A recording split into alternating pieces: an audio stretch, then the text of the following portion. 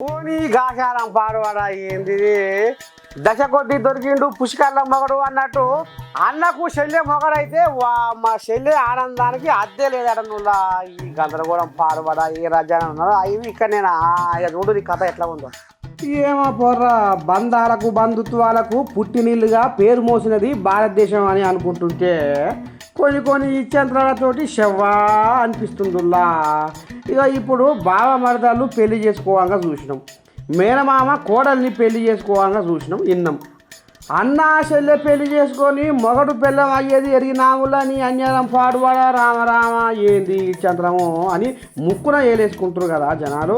ఇక ఛత్తీస్గఢ్లో ధృవ అనే గిరిజన వాళ్ళు ఉన్నారటనుల్లా. ఇక వీళ్ళు గిరిజనులు కాబట్టి వారి ఆచారాలకు బయటి ప్రజలు దూరంగా ఉంటారు. ఇక వీళ్ళ సాంప్రదాయం ప్రకారం సొంత కొడుకుకే బియ్యం ఇచ్చి పాడు చేస్తారటనుల్లా. అయ్యో రామచంద్ర ఏంది గందరగోళము.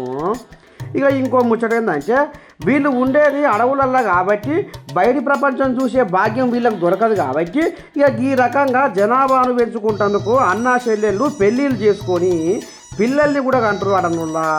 అయ్యో దరిద్రుడి చేనుకు వడగండ్ల వాన అన్నట్టు గిదేవు నాశనకాలం ఈ గిరిజనులకు అని ఆశీరపోతులు అడనుల్లా ఈ ముచ్చట ఇరుకైన జనాలు.